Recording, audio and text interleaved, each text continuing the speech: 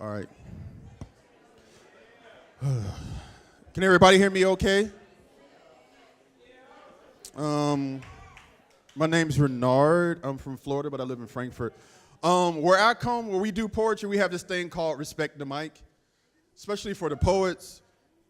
I mean, you guys can talk and you can do all that, but for poets up here and singers, we just have this thing that's called Respect the Mic. So when I ask you to respect the mic, don't take it the wrong way. Just want you to respect the mic. Oh, somebody's snapping. There we go. Shit, I don't even know what to do. Yeah.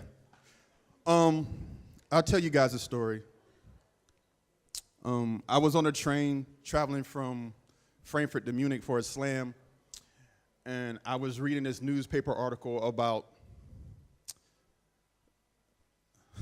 this guy who was shot, Philando Castile, and I was reading about the court case, and I was shocked that the judge, they didn't find the police guilty. There's this narrative in the States, right, that if you behave a certain way, if you dress a certain way, if you're polite and respectful, that you should be able to survive these police encounters.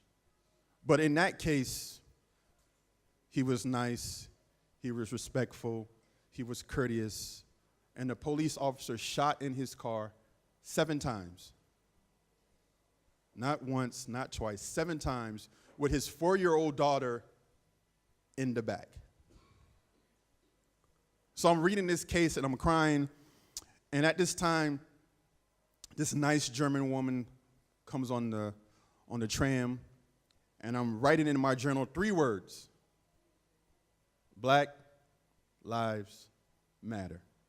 That's all I wrote in my journal. Black Lives Matter. So she leaned over with these eyes bright, full of innocence, and with this smile so white and so bright, she turned to me and said, "You know, all lives matter." Now, think that is true.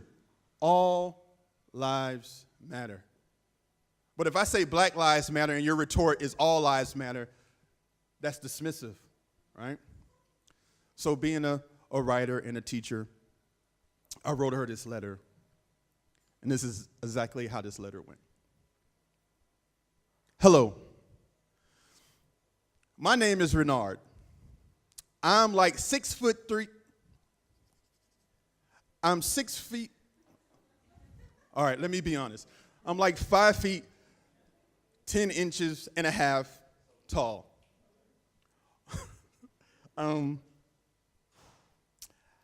I have to tell you right now that my favorite food in the whole wide world is Jaeger Schnitzel and apple strudel, and I swear I have to play tug of war with my belt line every time I walk by a doner kebab stand. See, my friends will tell you the thing they love about me is my eyes.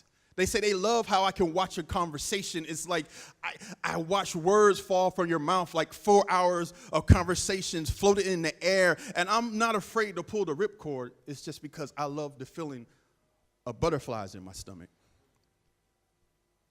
I have to tell you that I'm a sucker for girls with big, pretty eyes, nice, wide smile, and a nice pair of shoes.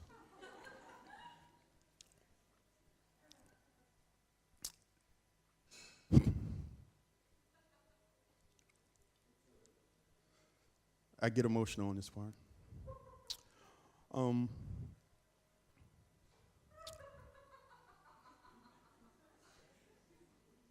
wow, I didn't never expect to get a laugh on that part. I'm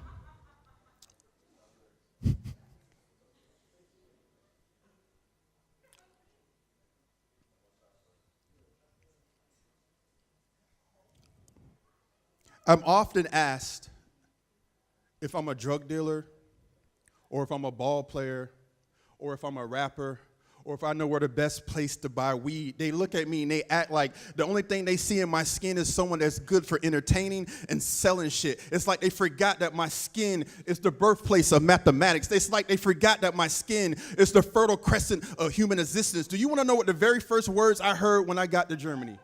The very first words I heard was, yo, bis du ein nigger.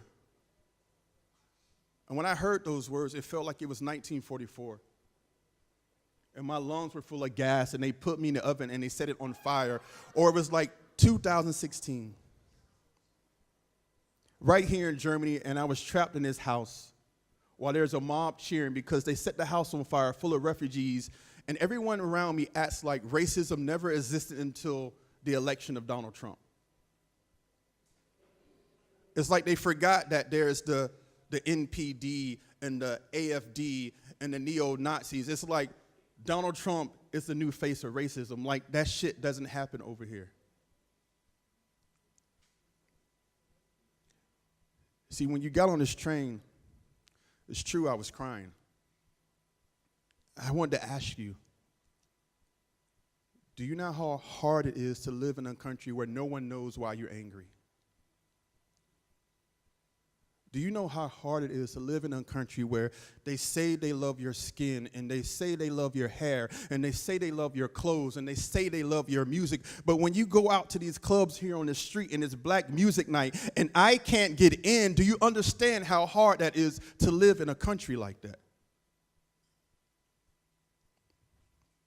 So when you said all lives matter, I want to tell you how dismissive that was. Imagine my mom has breast cancer, and I'm in the hospital with her, and we're talking, and then I'm saying, Mom, breast cancer sucks, and then you run in and say, yo, all cancers suck. Imagine we're sitting down at dinner, and you get a schnitzel, and you get a schnitzel, and you get a schnitzel, and when I say, Dad, where's my schnitzel? And he's like, relax, everybody's hungry, but I don't get a schnitzel. Do you understand how hard it is to live in a country like that? So I gave it a letter, and we argued, and we cried, and we argued again, and we cried again.